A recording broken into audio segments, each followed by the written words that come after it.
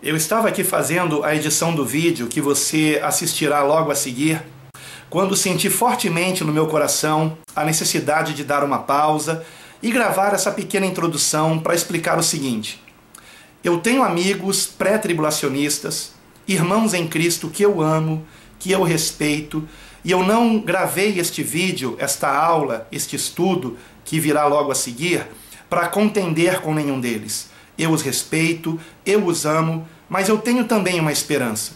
A esperança de que estes meus amigos, estes meus irmãos, e alguns até que me acompanham aqui pelo canal do YouTube e que também são pré-tribulacionistas, estejam despertando para algo para o qual eu despertei há alguns anos atrás. Eu também fui pré-tribulacionista durante muito tempo, mas eu me vi na obrigação de abandonar essa ideia quando fui convencido pelas Escrituras de que esta doutrina está equivocada. E fui ainda mais convencido disto quando descobri que ela foi inventada em meados do século XIX. É uma doutrina recente, não tem nem 200 anos. Ou seja, durante mais de 1800 anos, ninguém acreditou nisso. Ninguém acreditou que a igreja seria arrebatada antes da manifestação do anticristo, né, que é chamado pelo apóstolo Paulo do homem da iniquidade, o filho da perdição. A segunda epístola de Paulo aos Tessalonicenses, no capítulo 2, nos deixa bem claro isto.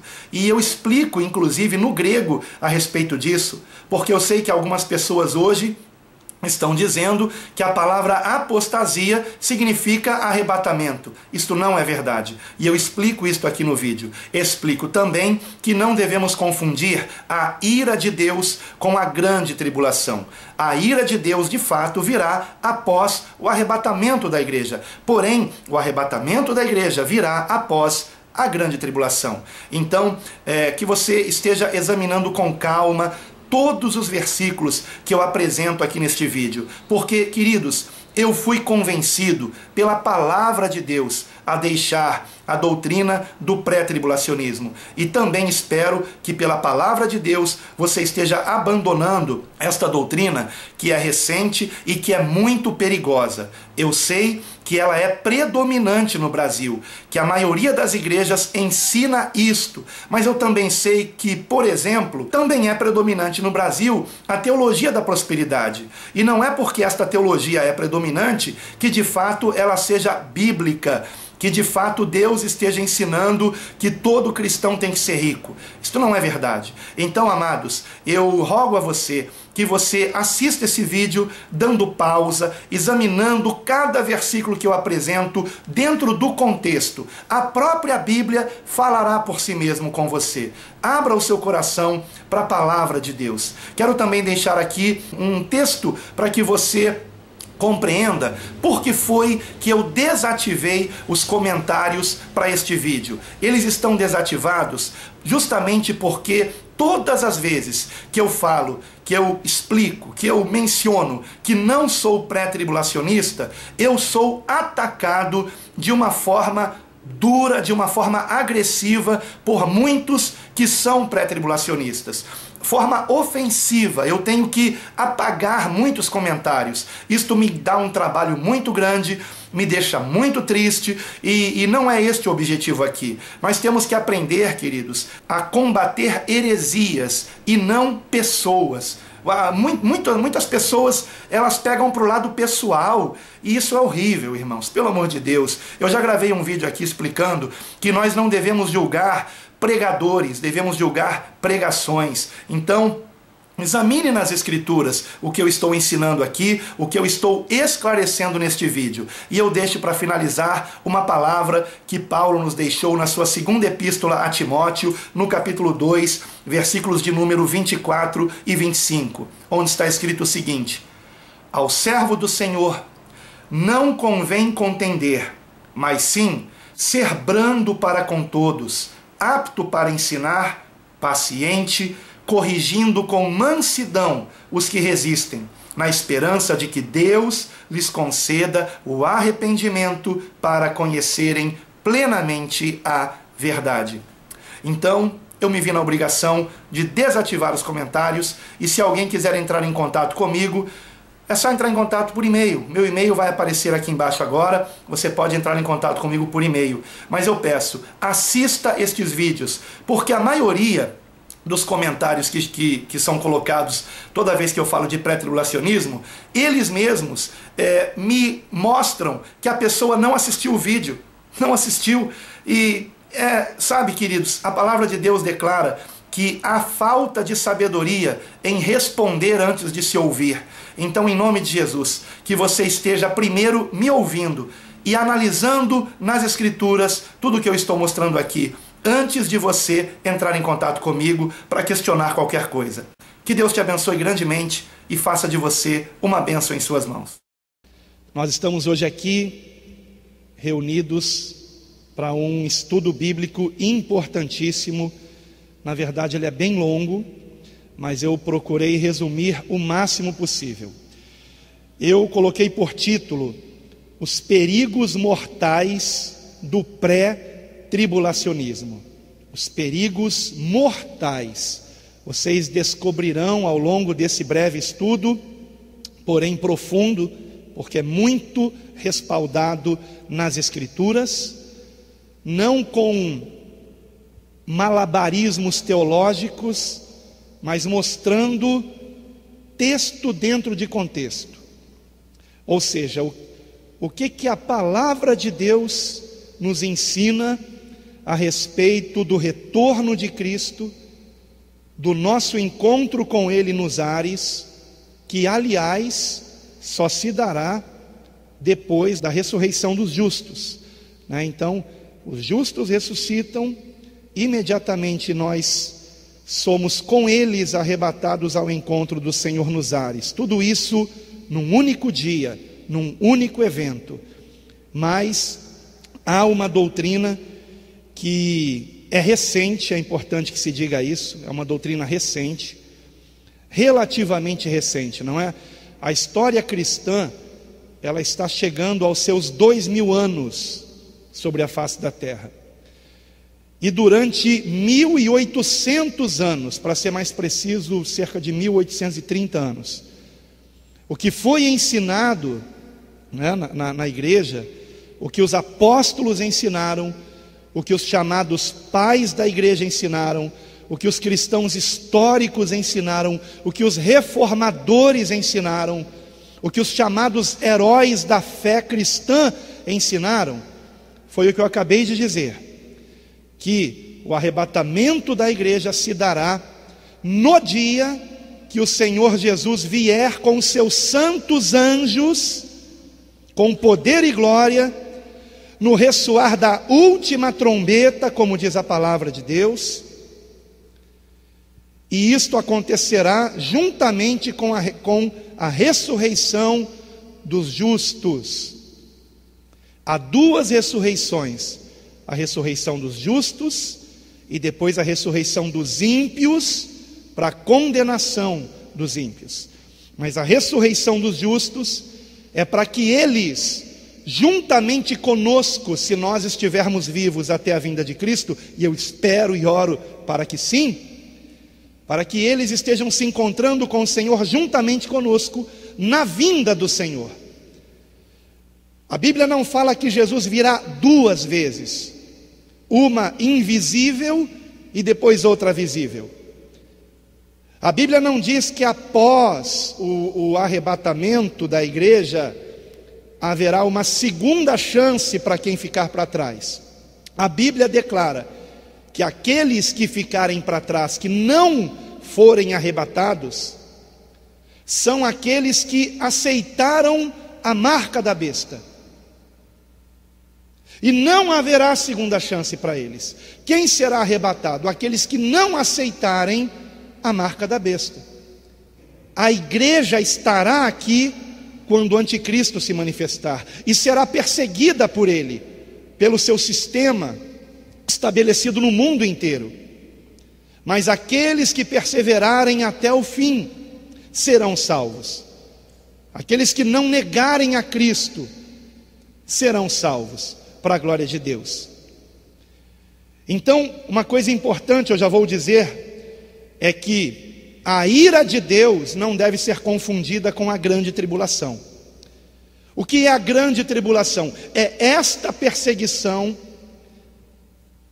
de Satanás contra a igreja, por meio de um sistema que será implantado no mundo inteiro em oposição à nossa fé, aos nossos princípios, não apenas aos nossos, mas também aos judaicos.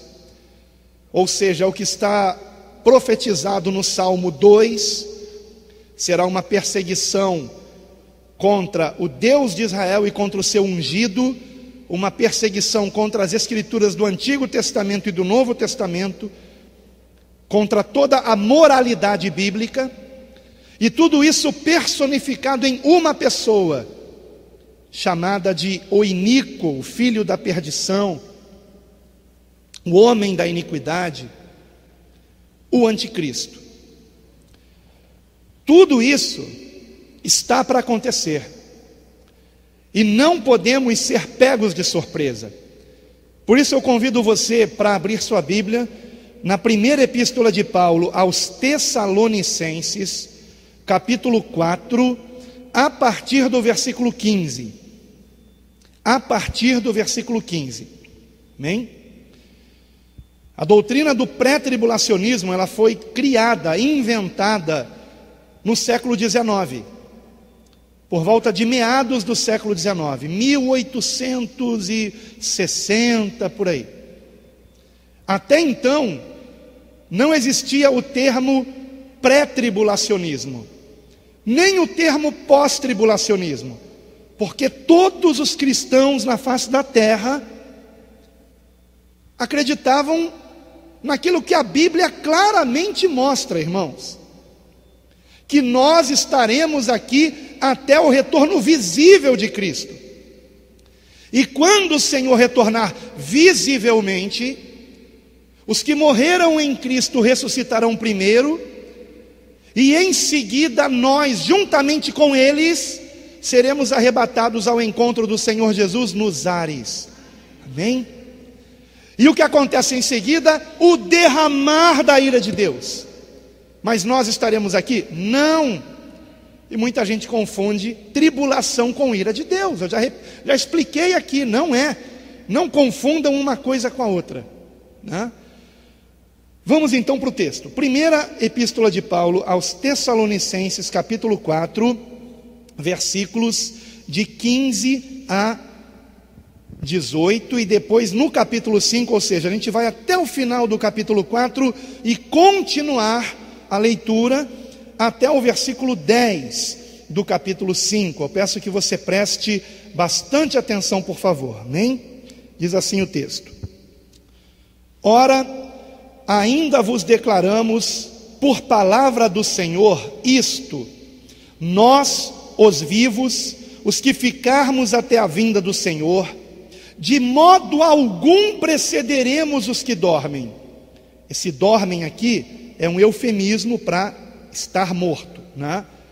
É usado dormem porque na verdade quem está em Cristo não morre, já passou da morte para a vida, amém? Não morre no sentido espiritual, compreendem, amados? Versículo 16: Porquanto o Senhor mesmo, dada a sua palavra de ordem, ouvida a voz do arcanjo e ressoada a trombeta de Deus, descerá dos céus, e os mortos em Cristo ressuscitarão o quê?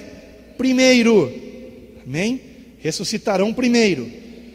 Depois nós, os vivos, os que ficarmos, seremos arrebatados juntamente com eles, entre nuvens, para o encontro do Senhor nos ares, e assim estaremos para sempre com o Senhor. Consolai-vos, pois, uns aos outros com estas palavras. Irmãos, relativamente aos tempos e às épocas, não há necessidade de que eu vos escreva, pois vós mesmos estáis inteirados com precisão, de que o dia do Senhor vem como ladrão de noite, ou seja, não sabemos o dia e a hora, porém, irmãos, podemos perceber o tempo da sua vinda. e nos prepararmos para esse tempo. Não sermos pegos de surpresa, e é o que o texto vai dizer aqui. Veja comigo, por favor.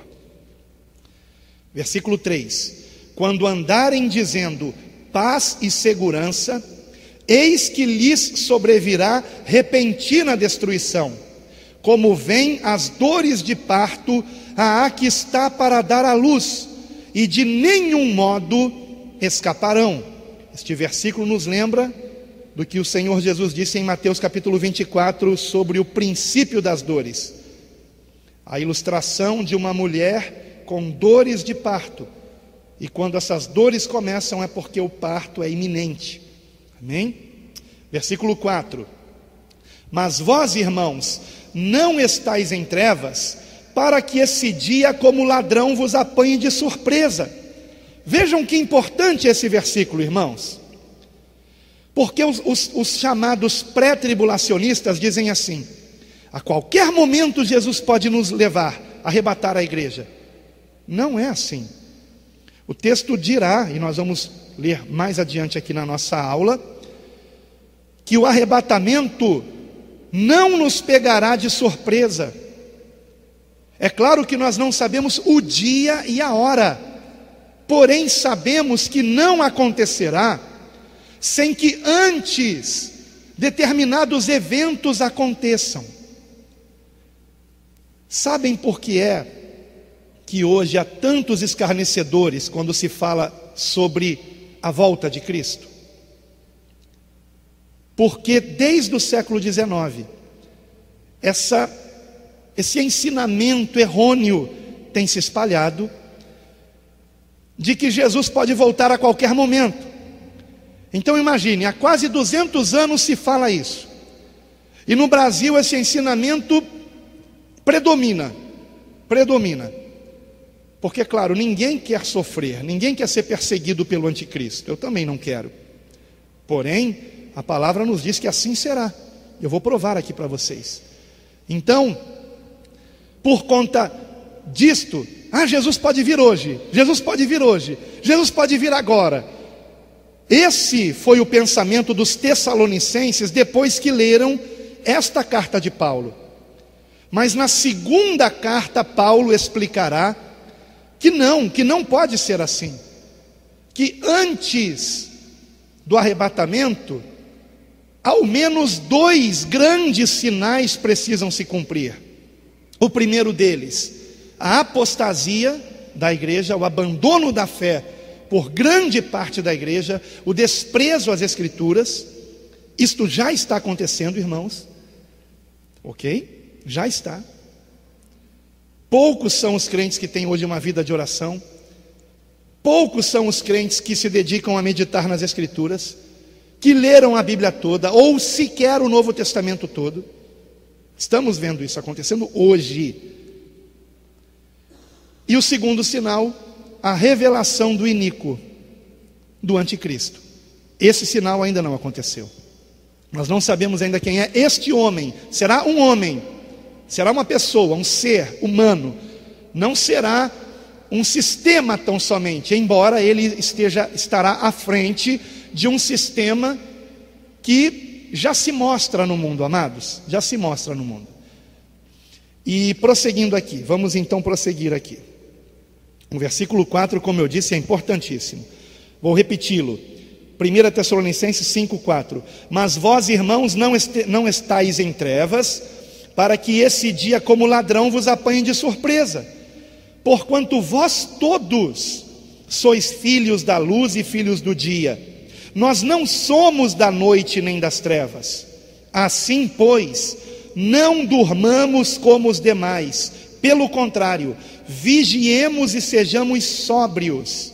Ora, os que dormem, dormem de noite, e os que se embriagam, é de noite que se embriagam. Nós, porém, que somos do dia, sejamos sóbrios, revestindo-nos da couraça da fé e do amor, e tomando como capacete a esperança da salvação. Porque Deus não nos destinou para a ira do próprio Deus, mas para alcançar a salvação mediante nosso Senhor Jesus Cristo, que morreu por nós para que, quer vigiemos, quer dormamos, esse dormamos no sentido de, o eufemismo de termos partido, né? Vivamos em união com Ele, amém? Em união com Cristo. E estas palavras Paulo escreveu para consolar os tessalonicenses a respeito daqueles que já haviam dormido. Tanto é que no versículo 11 ele dirá: consolai-vos, pois, uns aos outros e edificai-vos reciprocamente, como também estáis fazendo. Bem, eu trago hoje aqui esse estudo bíblico por uma urgente necessidade de explicar uma divergência no meio cristão que tem trazido até mesmo discussões acaloradas, lamentavelmente, principalmente pela internet. Eu tenho alguns vídeos que são comentados por pré-tribulacionistas com violência, sabe?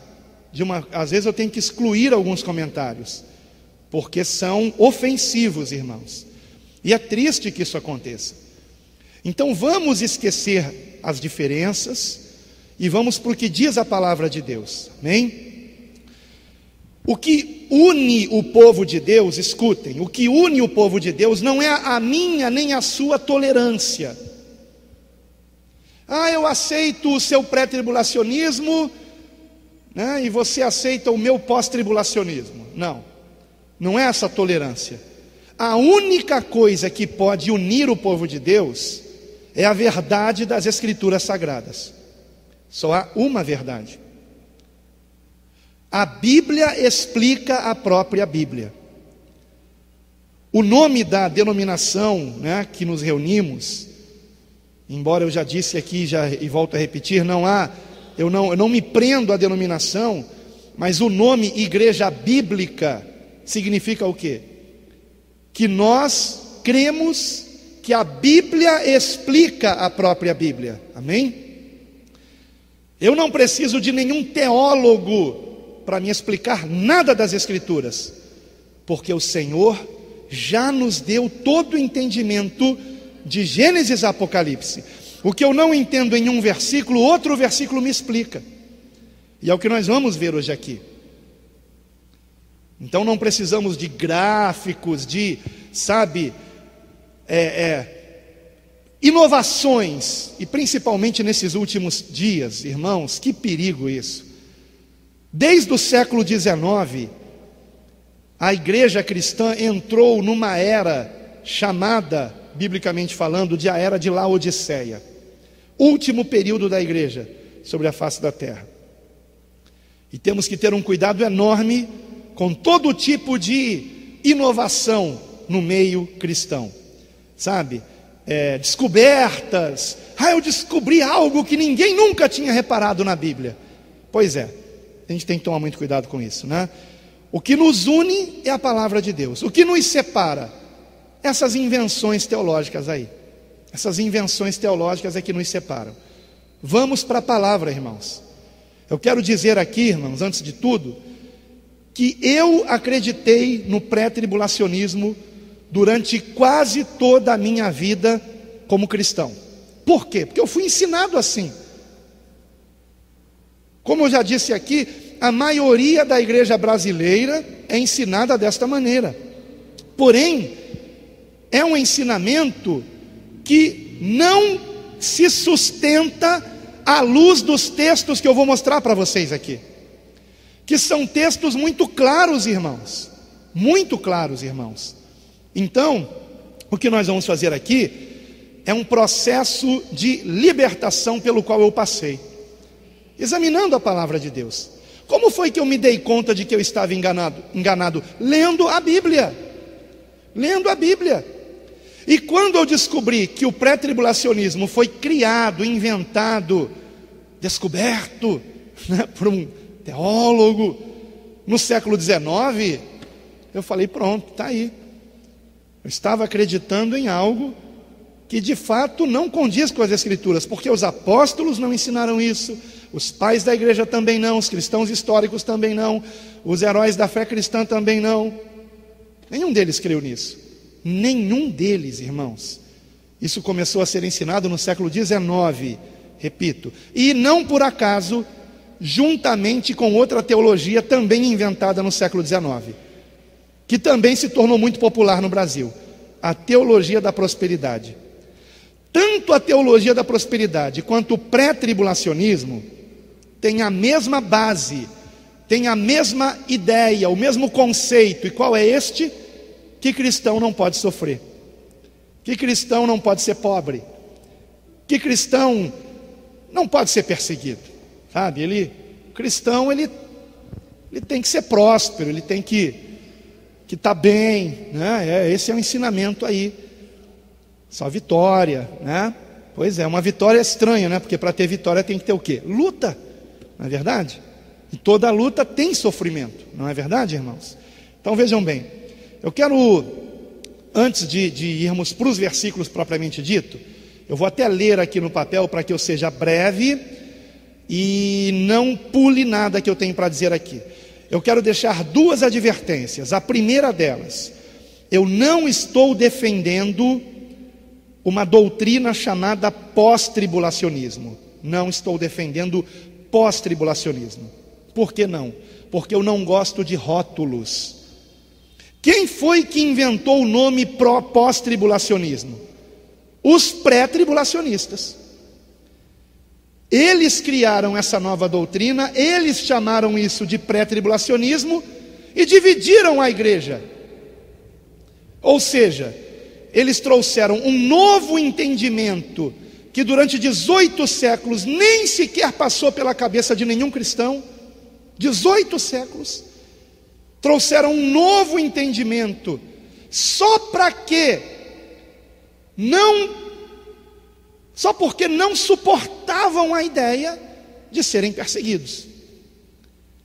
E chamaram essa doutrina de pré-tribulacionismo.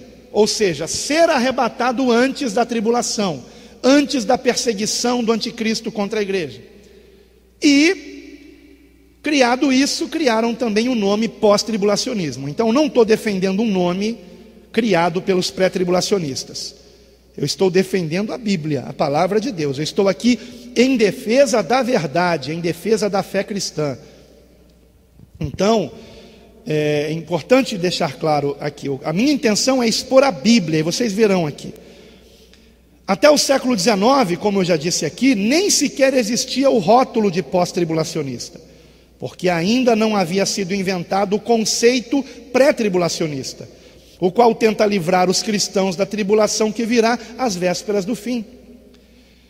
Os cristãos que aceitam o ensinamento bíblico de que a igreja passará pela grande tribulação, sendo arrebatada uma única vez no retorno visível do Senhor, é que passaram a ser rotulados pelos pré-tribulacionistas de pós-tribulacionistas, quando na verdade deveriam ser chamados de cristãos bíblicos.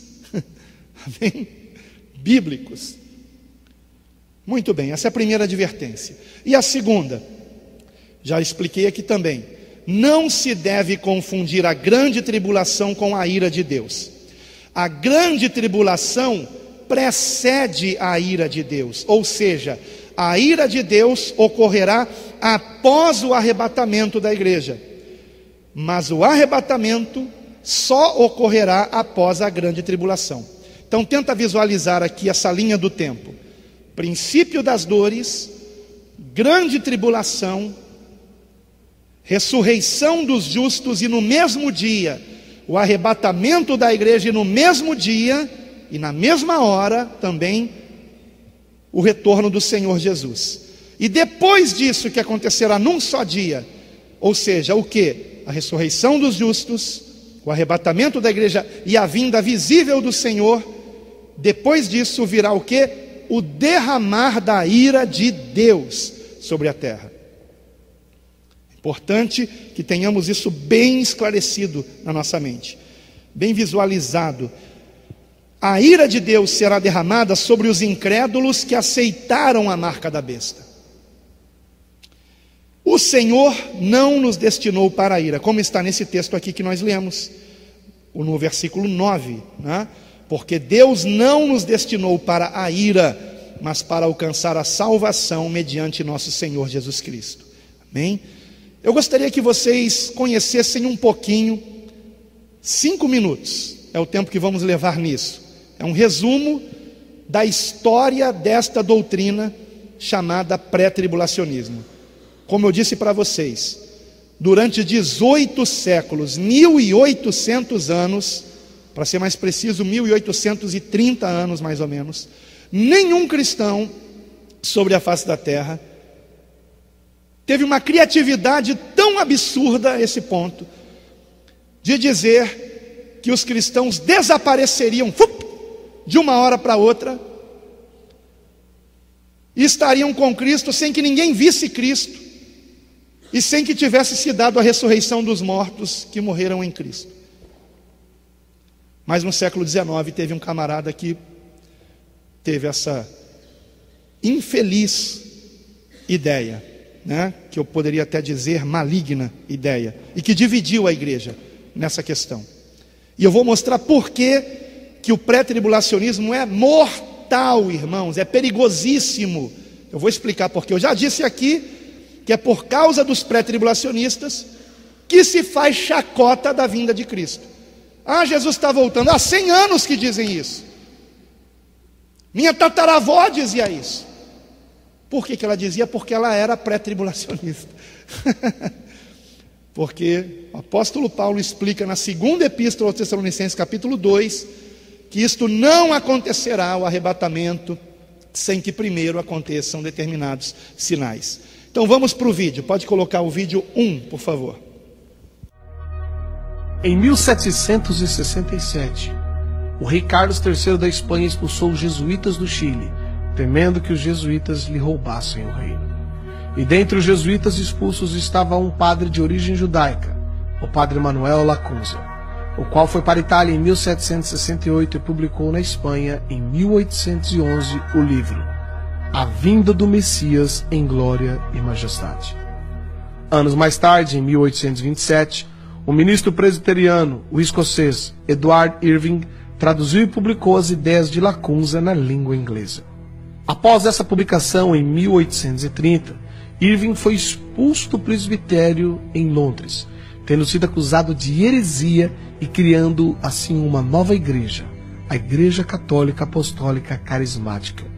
Irving tinha como membro de sua igreja Margaret MacDonald, uma jovem neófita de apenas 15 anos de idade, a qual, depois de tanto ouvir os discursos de Lacunza e de Irving, teve diversos sonhos, nos quais se diziam que Jesus voltaria em 2 vezes, depois haveria o milênio, e não haveria tribulação para o povo de Deus, como os cristãos atuais diziam. Irving havia se especializado em escatologia, a doutrina dos acontecimentos do fim do mundo, e se julgava conhecedor dos assuntos apocalípticos. Irving então juntou tudo isso e divulgou esses ensinos no jornal O Relógio Matutino. Nessa mesma época apareceu William Miller, fundador das doutrinas adventistas, o qual previu que o retorno de Jesus se daria entre 1843 a 1844. Quando percebeu que Cristo não veio, Miller tratou rapidamente de mudar as suas ideias e as suas datas, e inúmeros seguidores o abandonaram. Porém, um grupo permaneceu e fundaram assim a Igreja Adventista do Sétimo Dia. Tempos depois, em 1859, um maçom, John Nelson Darby, estudante de direito, pregador anglo-irlandês, organizou as ideias do padre jesuíta Lacunza, de Irving, de Margaret MacDonald. Darby ensinou que a igreja seria arrebatada antes da grande tribulação, que para ele duraria 7 anos. E Darby também reinterpretou a Bíblia, criando as doutrinas dispensacionalistas. Os ensinos de Darby foram amplamente disseminados ao redor do mundo quando um pseudo-advogado maçom norte-americano chamado Cyril Scofield publicou a Bíblia de Estudo Scofield. Segundo relatos da época, Scofield foi um advogado maçom, acusado de corrupção e que se entregou à bebida e, como consequência, separou-se de sua esposa e de seus filhos, abandonando-os. Tempos depois, se tornou membro da Igreja Congregacional e trabalhou com Moody. Scofield divulgou amplamente o sistema teológico, desde Lacunza até Darby, o qual afirmava que o retorno de Jesus Cristo ocorreria antes da grande tribulação, e, portanto, os cristãos não deveriam preocupar-se tanto assim. Após ter sido ordenado, Scofield casou-se novamente e passou a fazer conferências bíblicas e distribuindo na América cursos bíblicos por correspondência. Scofield imitou Charles Taze Russell, o fundador da seita Testemunhas de Jeová, o qual afirmava que Jesus voltaria de modo invisível em 1874, seguido por um outro retorno em 1914. Em 1909, Scofield publicou a primeira edição da Bíblia que leva o seu nome. Ele foi patrocinado por banqueiros que tiveram interesse de que essa nova doutrina fosse divulgada. Entre eles estava Henry Drummond, um rico banqueiro inglês e envolvido com ocultismo e práticas de hipnose. Foram distribuídas nos Estados Unidos gratuitamente milhares de cópias dessa nova Bíblia de estudo, a Bíblia de Estudo Scofield. A partir dessa nova crença, mudou-se a mentalidade dos cristãos americanos e, em seguida, de todo o mundo. A maior parte dos cristãos passaram a crer que não mais passarão pela grande tribulação, e se não forem arrebatados na primeira vinda de Cristo, poderão ser na segunda vinda. Juntando-se a isso, surgiu o escritor de ficção Tim LaHaye, que popularizou através de livros e diversos filmes as ideias da Bíblia de Estudo Scofield. E Tim LaHaye lançou também a sua própria Bíblia, a Bíblia de Estudos Tim LaHaye. Os filmes de Tim LaHaye são ficção, como ele mesmo diz, e mostram as ideias de Lacunza, de Irving, de Miller, de Darby, de Scofield, os quais afirmam que a vinda de Jesus, isto é, o arrebatamento, não será visível, mas será um rapto, uma espécie de sequestro, e que os cristãos que não forem arrebatados poderão ir na segunda vinda ou nos 1000 anos que seguirão.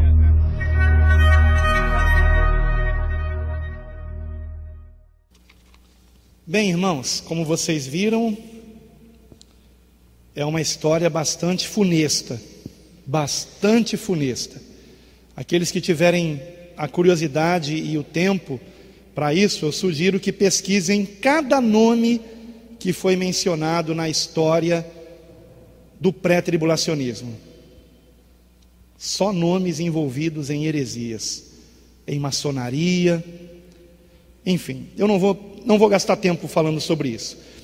Antes de prosseguir, irmãos, antes de passar o próximo vídeo, nós temos vídeos muito interessantes aqui para passar para vocês, todos eles bem curtinhos. Eu gostaria de advertir vocês de que o pré-tribulacionismo, ele se sustenta em dois conceitos que eles criaram.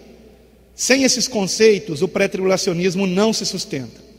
O primeiro deles é atribuir aos judeus, e só aos judeus, nunca aos cristãos, mas aos judeus, todas as passagens que se referem aos que serão perseguidos pelo anticristo. Toda passagem que se refere à tribulação, eles atribuem não aos discípulos de Cristo, embora o próprio Senhor Jesus tenha falado a respeito disso para os seus discípulos. Mas eles dizem não, tudo isso é só para judeus, né? Os cristãos estariam fora disso porque já teriam sido arrebatados, embora a Bíblia não diga isso. Então esse é o primeiro conceito errado. Vamos derrubá-lo com alguns versículos que vamos ler aqui. O primeiro deles, vai aparecer todos eles aqui no telão. Efésios capítulo 2, versículos de 11 a 16, que nos mostra, assim como os demais versículos, que o nosso Deus, Ele nos enxertou nas promessas que Ele havia feito a Abraão. Os gentios convertidos a Cristo, que passam a ser chamados de santos, passam a fazer parte das promessas de Deus a Abraão, de modo que não há mais dois, mas um só, compreendem, irmãos? De dois o Senhor faz um só povo, um só povo. Por isso nos sentaremos à mesma mesa, com Abraão, Isaque, Jacó, compreendem, irmãos? Somos uma só família em Cristo.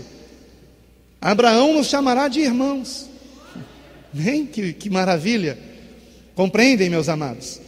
Então, vamos para esse texto que diz assim: portanto, lembrai-vos de que outrora vós, gentios na carne, chamados incircuncisão por aqueles que se intitulam circuncisos na carne, ou seja, os judeus, por mãos humanas, naquele tempo estáveis sem Cristo, separados da comunidade de Israel. Estavam, ou seja, nós estávamos separados da comunidade de Israel antes da nossa conversão a Cristo. Compreendem, irmãos?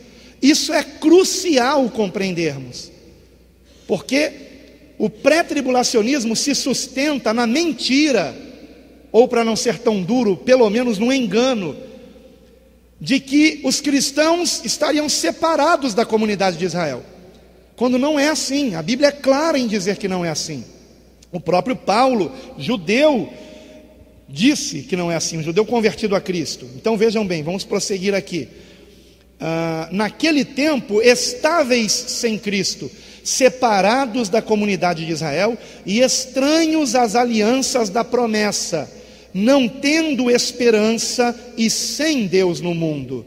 Mas agora, em Cristo Jesus, vós que antes estáveis longe, fostes aproximados pelo sangue de Cristo, porque Ele é a nossa paz, o qual de ambos fez ou seja, em Cristo, os gentios convertidos a Cristo e a comunidade de Israel, que também se converteu a Cristo, se tornam um. Eu não estou falando dos judeus que rejeitaram Cristo, não estou falando dos judeus hipócritas, que se fingiam de justos, mas que eram cheios de maldade no coração. Não estou falando daqueles que realmente amavam a Deus e esperavam a redenção de Israel no Messias, em Cristo Jesus. E prosseguindo, de ambos fez um, e tendo derribado a parede da separação que estava no meio, a inimizade, aboliu na sua carne a lei dos mandamentos na forma de ordenança, para que dos dois criasse em si mesmo um novo homem, fazendo a paz, e reconciliasse ambos em um só corpo com Deus, por intermédio da cruz, destruindo por ela a inimizade. Há um só corpo. Que corpo é esse? O corpo de Cristo, do qual Cristo é a cabeça. Louvado seja o Senhor. Outro versículo, João 10:16. O próprio Senhor Jesus dizendo: ainda tenho outras ovelhas, não deste aprisco. Ele está dizendo o quê? Que ele ainda teria outros que creriam nele, que não eram judeus. Os comentários bíblicos todos concordam nesse ponto. Não deste aprisco. A mim me convém conduzi-las, elas ouvirão a minha voz, então haverá o quê? Um rebanho e um pastor. Amém? Esse pastor é Cristo, esse rebanho somos nós, e também todos os judeus convertidos a Cristo, como os apóstolos, por exemplo. Eles eram judeus, não se esqueçam disso. João capítulo 11, versículo 51. Ora, ele não disse isto de si mesmo, quem? O sumo sacerdote Caifás. Mas, sendo sumo sacerdote naquele ano, profetizou que Jesus estava para morrer pela nação, e não somente pela nação, ou seja, pelos judeus, mas também para reunir em um só corpo os filhos de Deus que andam dispersos. Meu Deus, é muito consolidado isso, irmãos, na palavra de Deus. Outro versículo, Gálatas capítulo 3, versículos 7 a 9. Sabei, pois, que os da fé é que são filhos de Abraão. Os da fé, somos da fé, amém? Somos da fé. cremos em Deus por meio de Cristo, somos da fé, temos fé em Cristo, cremos na Escritura, amém? Então somos filhos de Abraão, herdeiros das promessas, louvado seja o Senhor. Sabei, pois, que os da fé é que são filhos de Abraão. Ora, tendo a Escritura previsto que Deus justificaria pela fé os gentios, preanunciou o Evangelho a Abraão. Ou seja, desde Abraão, a boa nova é pregada, a salvação é anunciada. Louvado seja Deus. Qual a boa nova? Em ti serão abençoados todos os povos, todos, não só os judeus, todos os povos, de modo que os da fé são abençoados com o crente Abraão. Aleluia. Outro texto, aí já é o próprio Senhor Jesus dizendo, vejam só que palavra dura do Senhor, e clara também, especialmente para quem pensa que só porque uma pessoa é israelita, judaica, ela é descendente de Abraão, né? Enfim, vamos para o que o próprio Senhor Jesus disse. Quem é filho de Abraão? Quem tem fé nele, amém? Quem não distorce a Escritura. Vamos lá, o Senhor Jesus dizendo, bem sei que sois descendência de Abraão, contudo procurais matar-me, porque a minha palavra não está em vós. Eu falo das coisas que vi junto de meu pai, vós, porém, fazeis o que vistes em vosso pai. Então lhe responderam, nosso pai é Abraão. Disse-lhes Jesus, se sois filhos de Abraão, praticai as obras de Abraão. Mas agora procurais matar-me, a mim, que vos tenho falado a verdade que ouvi de Deus. Assim não procedeu Abraão. Vós fazeis as obras de vosso pai. Disseram-lhe eles, nós não somos bastardos, temos um pai que é Deus. Replicou-lhes Jesus, se Deus fosse de fato vosso pai, certamente me havíeis de amar, porque eu vim de Deus e aqui estou, pois não vim de mim mesmo, mas ele me enviou. Eu parei aqui o texto só para não ficar muito grande, só que alguns versículos mais adiante o Senhor dirá claramente, vosso pai é o diabo. Duro, né, irmãos? Então, queridos, eu coloquei mais um versículo aqui, que é um versículo profético sobre essa unidade, versículo que foi muito bem explicado, e eu até quero indicar aqui essa pregação do pastor Elvis Guimarães, uma pregação que ele trouxe na igreja onde ele pastoreia, no domingo passado agora. Eu não me lembro bem o título, não sei se o meu filho se lembra exatamente, mas eu vou colocar na descrição do vídeo aqui. Procurem, né? Vou colocar também um link. E o versículo é Ezequiel, capítulo 37, versículo 19. Tu lhes dirás, assim diz o Senhor Deus, eis que tornarei o pedaço de madeira de José, eis que tomarei o pedaço de madeira de José, que esteve na mão de Efraim e das tribos de Israel, suas companheiras, e o ajuntarei ao pedaço de Judá, e farei deles um só pedaço, e se tornarão apenas um na minha mão. Amém?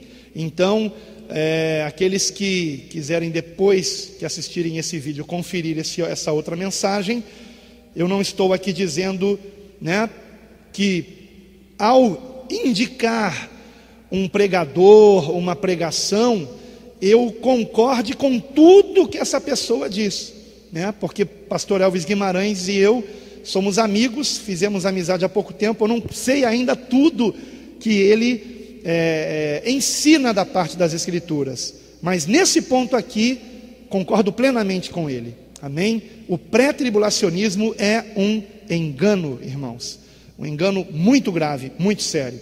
Então vamos lá.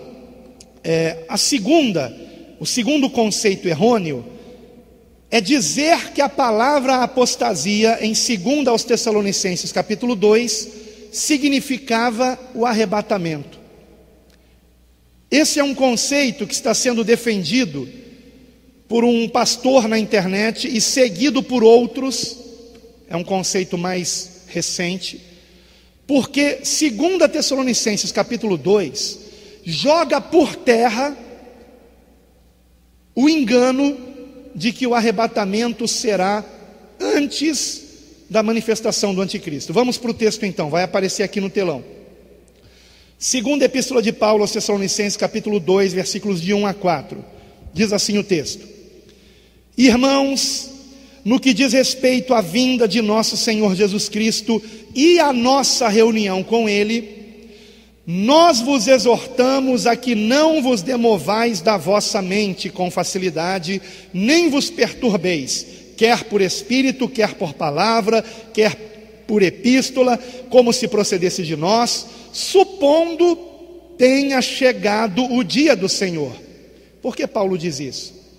Porque estava correndo o boato em Tessalônica que Jesus já tinha voltado e que eles tinham ficado. Então Paulo diz: não, ninguém perturbe vocês.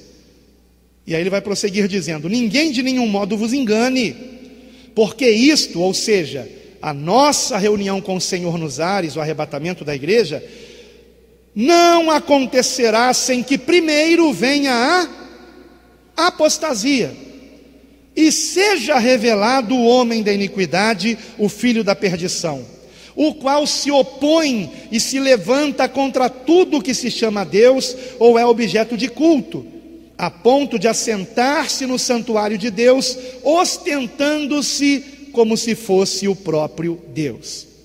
O texto é muito claro, irmãos. Só que como esse texto é muito claro e joga por terra a pré-tribulação, essa ideia da pré-tribulação, criou-se como é que eu vou chamar isso, meu Deus do céu? O ensinamento era, irmãos, é um erro gravíssimo. Estão dizendo que a palavra apostasia significa o arrebatamento da igreja. Então vejam, estão dizendo o seguinte: eles estão substituindo a palavra apostasia por arrebatamento, dizendo que essa palavra não foi traduzida, e de fato não foi. A palavra apostasia é exatamente a mesma palavra em grego, apostasia. É a mesma palavra em grego. E dizendo que no grego essa palavra significava arrebatamento. Tá? Só que não é isso que essa palavra significava. Vamos aqui examinar. Eles então dizem assim: isto não acontecerá sem que primeiro venha o arrebatamento e seja revelado o homem da iniquidade. Ou seja, eles colocam o arrebatamento antes da revelação do homem da iniquidade, entenderam? Substituindo a palavra apostasia pela ideia do arrebatamento, o homem da iniquidade aparece depois do arrebatamento. Só que vamos examinar isso. Em primeiro lugar, o texto não faz o menor sentido ao se fazer isso. Em primeiro lugar, eu não precisava nem examinar o que a palavra apostasia significa. Porque, irmãos, qual é o contexto? Versículo 1, vejam aqui comigo. O versículo 1 diz: irmãos, no que diz respeito à vinda de nosso Senhor Jesus Cristo e a nossa reunião com Ele, a nossa reunião com Ele é o quê? O arrebatamento. Meu Deus do céu, amém? É um arrebatamento. Ora, isto não acontecerá sem que primeiro venha o arrebatamento? Não faz o menor sentido. Então é óbvio que a palavra apostasia aqui não pode significar o arrebatamento, porque Paulo está dizendo que antes da nossa reunião com o Senhor virá a apostasia, e virá também o anticristo, que é chamado aqui de homem da iniquidade, filho da perdição, aquele que se opõe e se levanta contra tudo que se chama Deus ou é objeto de culto. Compreendem, irmãos? Agora, vamos examinar também essa palavra no grego, porque essa palavra no grego não significa arrebatamento. O termo traduzido como apostasia também se escreve desta mesma forma no grego, tá? Eu peço que você coloque a imagem que está aí, a imagem apostasia, é o título dessa imagem, por favor. E vai aparecer aqui a Bíblia Strong, ou seja, a Bíblia online, mas com a análise de Strong, do grego koiné, o grego do Novo Testamento e o que significava aquela palavra há 2000 anos atrás, quando foi escrito o Novo Testamento. Amém, queridos? Então vejam que ferramenta importante, não é? Esta palavra só aparece 2 vezes no Novo Testamento. A palavra apostasia só aparece 2 vezes no Novo Testamento. Vou explicar quais vezes são. A primeira delas a que nós acabamos de ver, tá? Acabamos de ver a primeira delas no versículo 3 de 2 aos Tessalonicenses, capítulo 2. E a segunda aparece em Atos, capítulo 21, versículo 21. Só que é aquele versículo ali, ó. E foram informados a teu respeito, tá? Vamos ler o contexto? Pode passar e colocar de novo os versículos. Atos 21, versículos 18 a 21. A segunda passagem na Bíblia que aparece a palavra apostasia. Depois a gente vai voltar para a imagem, tá? Diz assim o texto: no dia seguinte, Paulo foi conosco encontrar-se com Tiago, e todos os presbíteros se reuniram, e tendo-os saudado, contou minuciosamente o que Deus fizera entre os gentios por seu ministério. Ou seja, Paulo está dando parecer do seu ministério aos apóstolos em Jerusalém. Amém? Prosseguindo: ouvindo, deram eles glória a Deus e lhe disseram: bem vês, irmão, quantas dezenas de milhares há entre os judeus que creram, e todos são zelosos da lei. E foram informados a teu respeito, que ensinas todos os judeus entre os gentios a apostatarem de Moisés. Quer dizer que Paulo ensinava os gentios a serem arrebatados de Moisés? Essa palavra apostatar não significa ser arrebatado, irmãos. Significa uma deserção, e é o que o Strong explica. Apostataram de Moisés, dizendo-lhes que não devem circuncidar os filhos, nem andar segundo os costumes da lei. Então vamos lá. A outra ocasião que aparece a palavra apostasia significa uma deserção de uma crença religiosa, no caso Moisés, o que Moisés ensinou, ok? Então a apostasia não significa e não era entendido pelos primeiros cristãos como arrebatamento. E se fosse, Paulo não teria usado essa palavra no texto, porque ele está explicando exatamente quais os sinais que aconteceriam antes do arrebatamento. Como que o próprio arrebatamento pode ser um sinal do que vai acontecer antes do arrebatamento, irmãos? Não tem o menor sentido.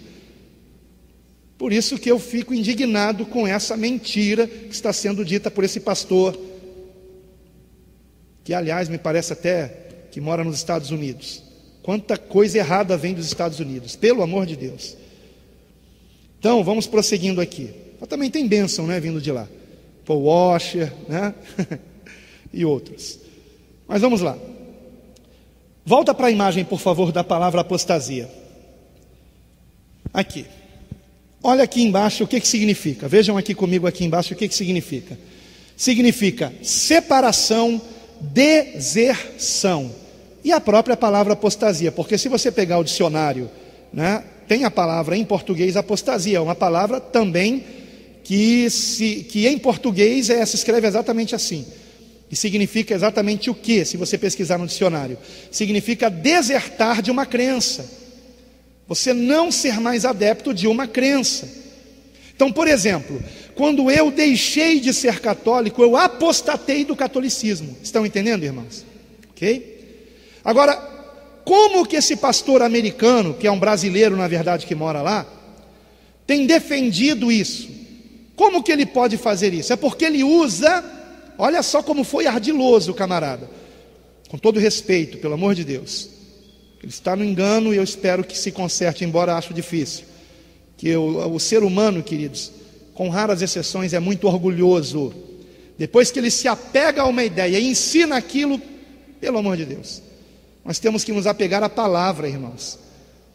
Eu ensinava o pré-tribulacionismo, eu acreditava que a qualquer momento a pessoa podia desaparecer, ficar só a roupa dela. sabe?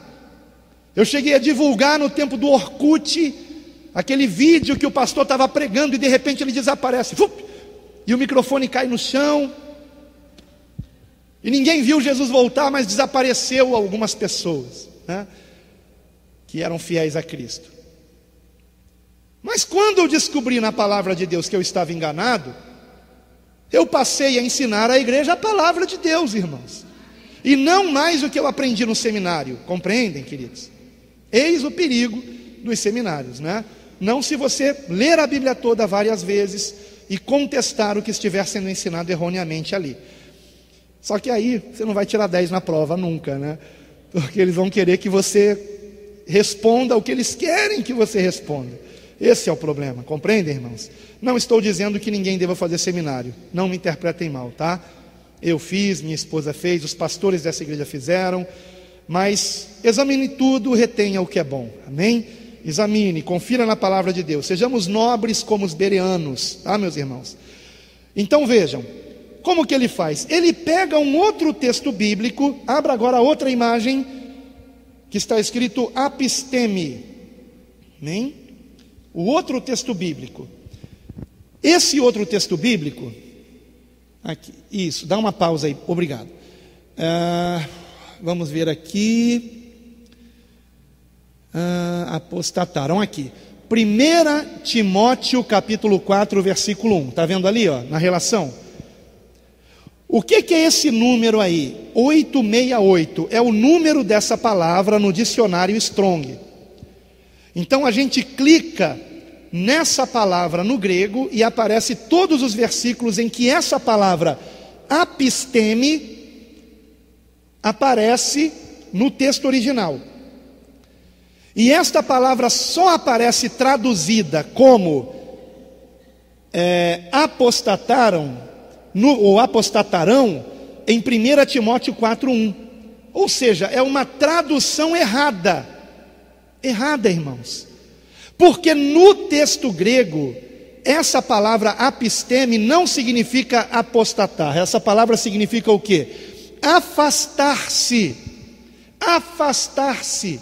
Então, como é que faz esse pastor lá que mora nos Estados Unidos? Ele pega esse versículo, tá? Esse versículo, e diz, olha aqui, ó, tá aqui, ó, a palavra apostatarão. O que ela significa no grego? Afastar-se. Então, lá em 2 Tessalonicenses 2, apostasia é o afastamento da igreja da terra.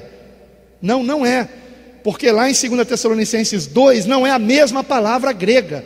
A palavra apisteme nem sequer tem a mesma raiz da palavra apostasia. Compreendem, irmãos? É outra coisa. Como que seria melhor traduzido 1 Timóteo 4:1? Afastarão, afastarão-se, abandonarão, deixarão.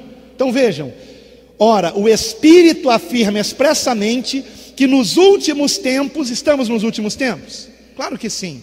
Alguns apostatarão da fé, ou seja, alguns se afastarão da fé, alguns abandonarão a fé, por obedecerem a espíritos enganadores e a ensinos de demônios.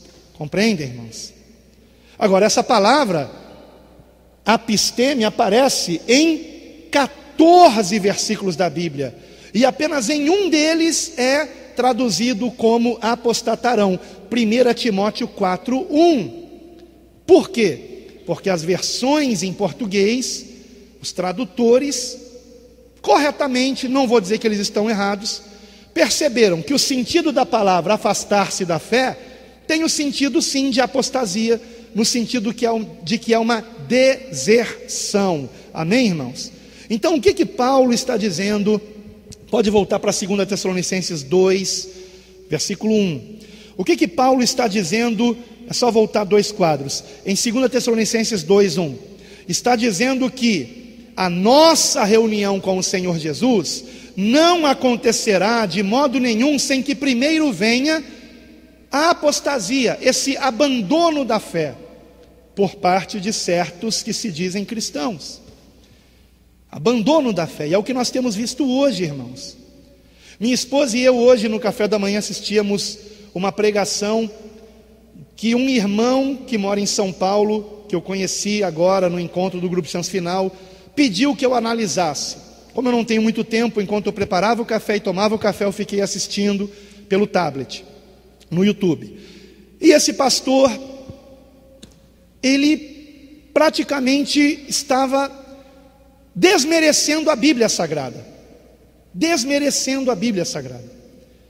A ponto de zombar, ridicularizar um versículo bíblico no livro de Salmos e enaltecer poemas de pessoas que não são convertidas a Cristo, dizendo: está vendo aqui, esse poema é mais bíblico do que esse versículo de Salmo. Pelo amor de Deus, como que algo pode ser mais bíblico do que o que está na Bíblia, irmãos? Vejam que eu não estou citando nomes, tá, meus irmãos? Quantos pastores tem nos Estados Unidos? Milhares, né? Então não estou citando nome, não estou, mas poucos são os que ensinam essas heresias aí, propagando na internet. Tá? Então, se alguém colocar a carapuça em alguém, a culpa não é minha. Estou trazendo essa palavra aqui para alertar quem está sendo enganado, tá, irmãos? Então, vamos agora prosseguir. Depois de toda essa introdução, é que nós vamos para os 4 perigos do pré-tribulacionismo. Amém? Tudo que eu falei até agora foi apenas uma introdução. E eu vou dividir, quando for para a internet, esse vídeo em 2 partes. Aqui termina a primeira parte. Assistam a segunda. Amém?